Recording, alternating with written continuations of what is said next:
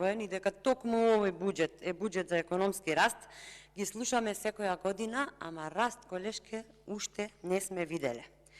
Овој буџет ќе беше развоен, колешке, ако имавте јасни политики за приватниот сектор.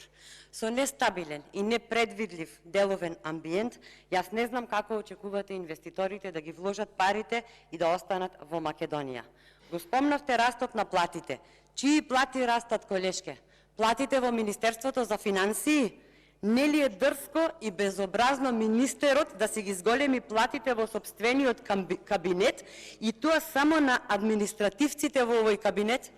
Јас ве уверувам дека овде има нерамноправност, непринципиелност и пристрасност во изборот на лица кои ќе бидат корисници на зголемените плати.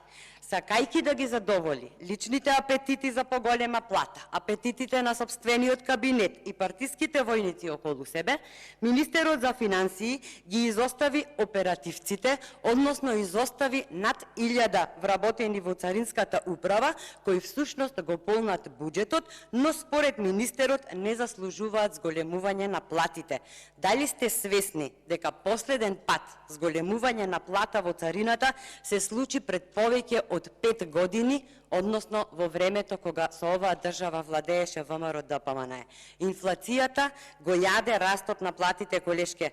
Ако просечната плата пораснала за 11%, реалниот пораст е 7,6% во минус, затоа што имате инфлација од 20%, а зголемување многу помало од таа инфлација. Не правете се како не сваќате дека имаме повеќе трошоци, а помали плати. 6-та година сте носители на одлуките од кои се очекува да нудат решенија, да носат раст и развој, а не да ни кажуваат дека е криза. Ја гледаме и ја чувствуваме кризата.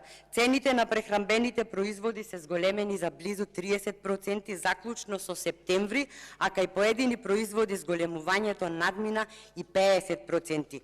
Наместо да броиме нови фабрики, домашни и странски инвеститори, ние броиме затворени работни места.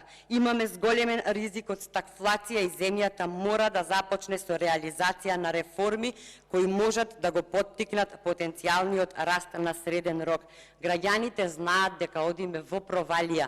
Ви кажа анкетата дека 60% од граѓаните сметаат дека Македонија се движи во погрешна насока. Луѓето се разочарани од работата на владата, не веруваат во судството и не му веруваат на Социјалдемократскиот сојуз. И за крај, колку што е белвицата на галено име за пастрмка, толку буџетов е развоен.